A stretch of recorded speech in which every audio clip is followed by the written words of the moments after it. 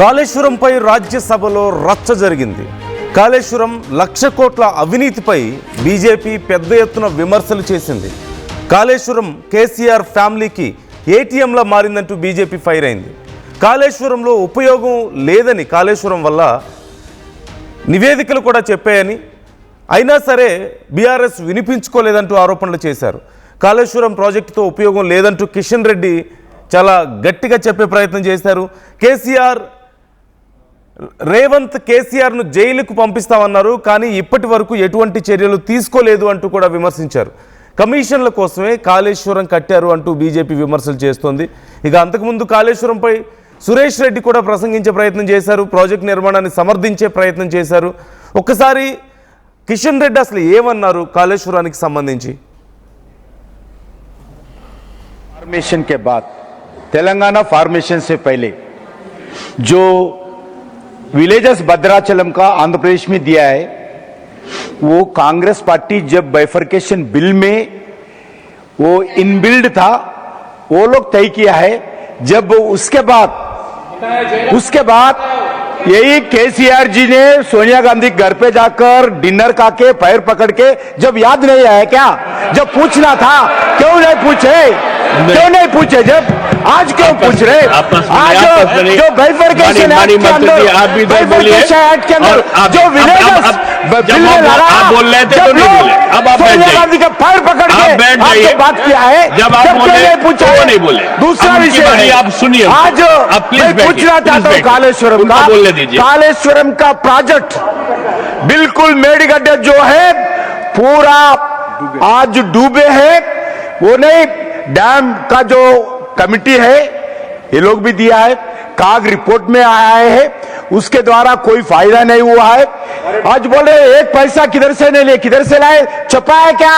Dubai से छपा के लाकर केसीआर ने कोई डैम बनाया क्या?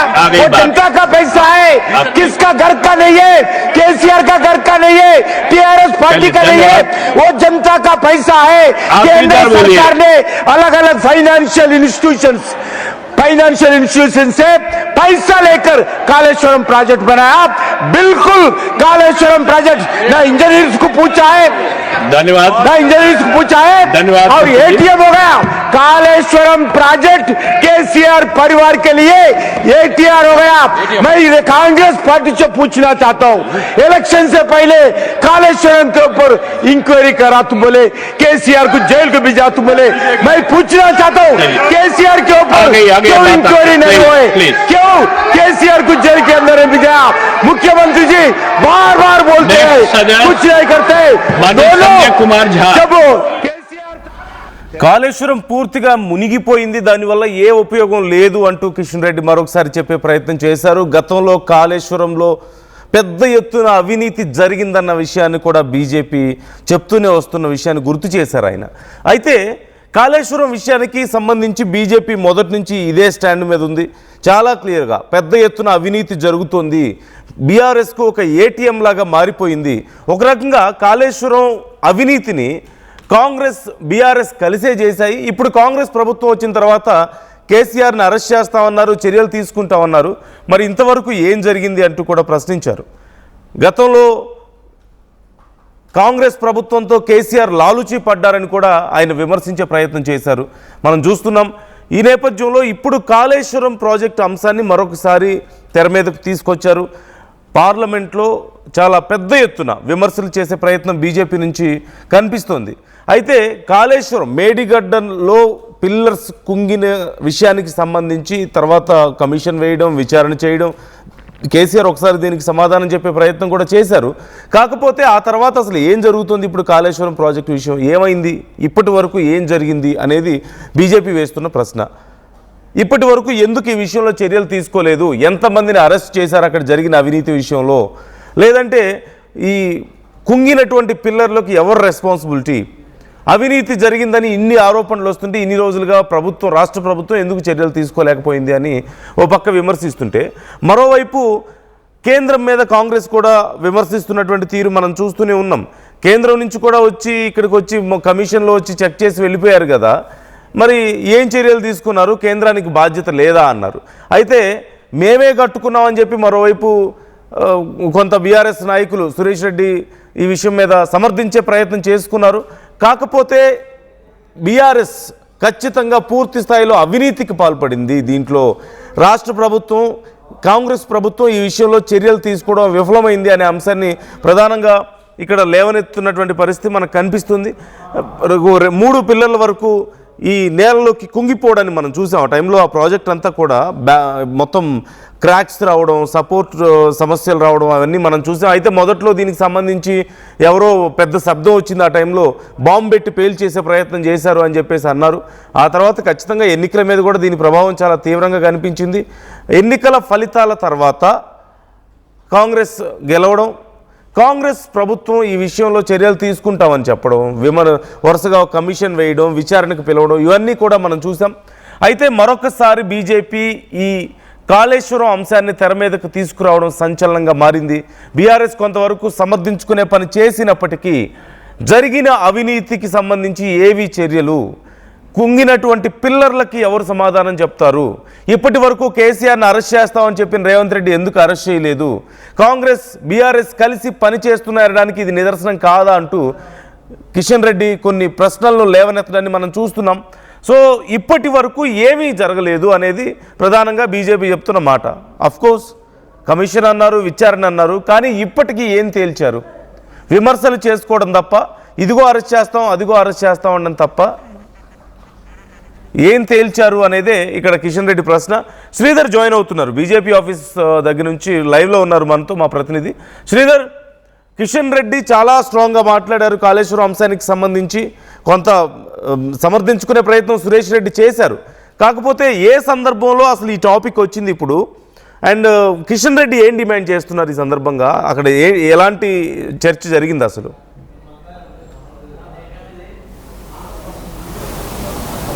యానందు అటు పార్లమెంటుకు సంబంధించి ఉభయ సభలో జరుగుతున్నటువంటి చర్చల్లో భాగంగా కాళేశ్వరం మీద మొన్న అటు తెలంగాణకు సంబంధించినటువంటి రాజ్యసభ సభ్యులు లక్ష్మణ్ అడిగినటువంటి ప్రశ్నకు కూడా అటు ఇరిగేషన్ శాఖ మంత్రి కూడా మాట్లాడుతూ, సిఆర్ పాటిల్ కూడా మాట్లాడుతూ, తెలంగాణలో ఉన్నటువంటి కాళేశ్వరం ప్రాజెక్ట్ ఏదైతే ఉందో అది 1,00,000 కోట్లు పెట్టినప్పటికీ అది ఎక్కడ కూడా పనికి రాకుండా పోయిందంటూ కూడా ఆయన ప్రకటించడం, అటు రాజ్యసభలో ప్రకటించడం. అనంతరం కూడా అటు అమరావతికి సంబంధించినటువంటి అంశం మీద, అమరావతి రాజధాని బిల్లుకు సంబంధించి నిన్న కిషన్ రెడ్డి కూడా మాట్లాడుతూ దానిపైన కూడా ఒకవైపు ఆ బిల్లుకు మద్దతు ఇస్తూనే మరొక వైపు తెలంగాణకు సంబంధించిన అంశంలో కూడా అభివృద్ధి జరగలేదంటూ కాంగ్రెస్ ఎంపీలు కానివ్వండి, ఇతర ఎంపీలు చేసినటువంటి వ్యాఖ్యలు ఏవైతే ఉన్నాయో వాటికి కిషన్ రెడ్డి కౌంటర్ ఇస్తూ కూడా కొంత కాళేశ్వరం పైన కూడా మాట్లాడాల్సినటువంటి పరిస్థితి ఉంది. అందులో భాగంగా ఈరోజు సైతం కూడా అటు రాజ్యసభలో అటు బీఆర్ఎస్కు లోక్సభలో ప్రాతినిధ్యం లేదు, రాజ్యసభలో ఉంది కాబట్టి అక్కడ ఉన్నటువంటి వాళ్ళ పార్టీ యొక్క ఫ్లోర్ లీడర్ మాట్లాడుతూ కూడా కాళేశ్వరం మీద ప్రకటన అనేది కూడా సరైంది కాదు, కాళేశ్వరంకు సంబంధించి దాని నుంచి ఎన్నో ప్రయోజనాలు ఉన్నాయి, కాళేశ్వరం గట్టి కూడా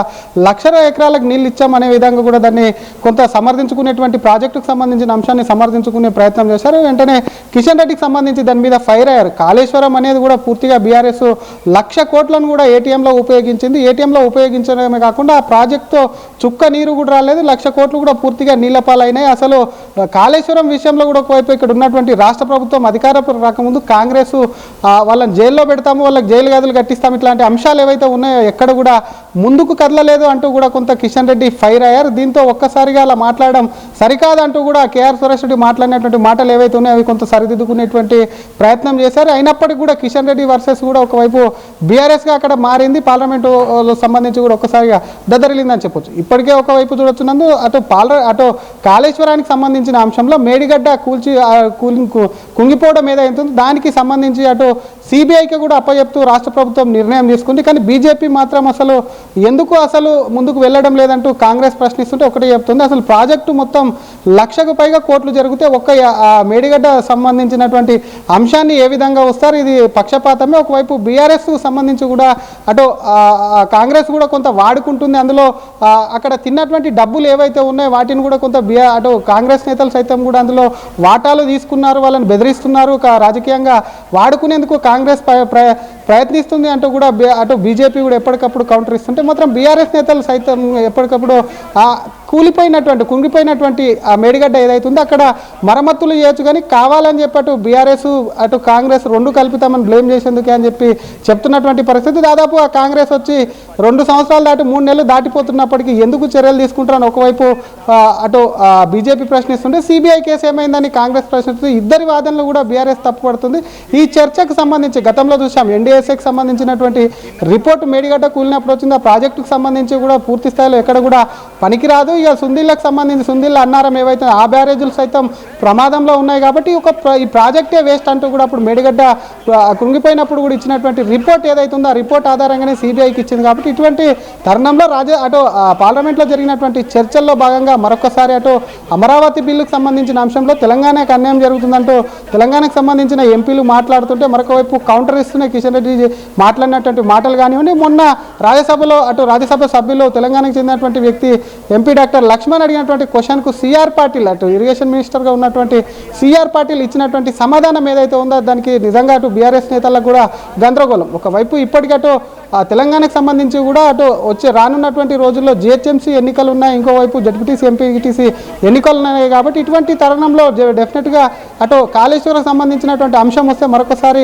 బీఆర్ఎస్కు కొంత నష్టం జరిగేటువంటి అవకాశాలు ఉంటాయినందు. కాబట్టి నిన్న కూడా బీఆర్ఎస్ నేతలు ఎప్పుడైతే సిఆర్ పాటిల్ అటు రాజ్యసభలో ప్రకటించారో వెంటనే బీఆర్ఎస్ నేతలు కూడా ఇట్లా మాట్లాడడం సరికాదు, ఆ ప్రాజెక్టుతో ఎంతో మేలు జరిగిందంటూ కూడా అటు మాజీ ఎంపీ వినోద్ మాట్లాడేటువంటి ప్రయత్నం చేశారు. కాబట్టి మొత్తం మీద ఓవరాల్గా అటు కాళేశ్వరం విషయంలో కిషన్ రెడ్డి క్లియర్ కట్గా ఒకవైపు అటు కాంగ్రెస్ను, ఎందుకంటే కాంగ్రెస్ ఎందుకు చర్యలు తీసుకుంటుంది, కాంగ్రెస్ వాళ్ళతోని లోపాయికార ఒప్పందం జరిగిందంటూ కూడా అటు కాంగ్రెస్ను టార్గెట్ చేస్తే, ఇంకోవైపు బీఆర్ఎస్ చేసినటువంటి అవినీతి ఏదైతే ఉందో 1,00,000 కోట్లు ఏటీఎంలో మారిందని గతంలో మోడీ కూడా మాట్లాడారు. ఎన్నికల ప్రచారం కూడా బీజేపీ నేతలు పెద్ద ఎత్తున ఇటువంటి ప్రచారం చేశారు. కాంగ్రెస్ సైతం కూడా ఇటువంటి వ్యాఖ్యలు చేసింది. కాబట్టి 2 పార్టీలను కూడా ఇరుగున పెట్టేందుకు కేంద్ర మంత్రి మాత్రం కిషన్ రెడ్డి పార్లమెంటు వేదిక కూడా ఈ 2 పార్టీల పైన ఆరోపణలు అయితే చేసుకున్నారు. ఆరోపణలు ప్రత్యారోపణలు కూడా ఒకవైపు పార్లమెంటు దద్దరిల్తుందని చెప్పొచ్చు. నందు right, thank you Sridhar, thanks for the details. మొత్తం మీద కాళేశ్వరం ప్రాజెక్టు అంశాన్ని బీజేపీ మరొకసారి పార్లమెంట్లో లేవనెత్తడం, కిషన్ రెడ్డి చాలా సీరియస్గా ఈ విషయానికి సంబంధించి కొన్ని కామెంట్స్ చేశారు. ఓవైపు కాంగ్రెస్ని మరోవైపు బీఆర్ఎస్ని ఇరకాటంలో పెట్టే ప్రయత్నం చేశారు. బీఆర్ఎస్ 1,00,000 కోట్ల అవినీతికి పాల్పడింది అంటూ ఓవైపు విమర్శిస్తూనే, గెలిస్తే మేము వచ్చి చర్యలు తీసుకుంటాం, మేము న్యాయం చేస్తామంటాం చెప్పి ఇప్పుడు వరకు ఏం చర్యలు తీసుకున్నారు అని చెప్పేసి ఇటు కాంగ్రెస్ను కూడా ప్రశ్నిస్తున్నారు. ఇద్దరూ లాలూచి పడ్డారు అని చెప్పి చేస్తున్నటువంటి విమర్శలు మనం చూస్తున్నాం. మరోవైపు బీఆర్ఎస్ కొంత డిఫెండ్ చేసుకునే ప్రయత్నం చేసినప్పటికీ కిషన్ రెడ్డి కామెంట్స్ చాలా చర్చనీయాంశంగా మారాయి. మీ అభిప్రాయాలు ఏంటి ఈ అంశానికి సంబంధించి కామెంట్ చేయండి.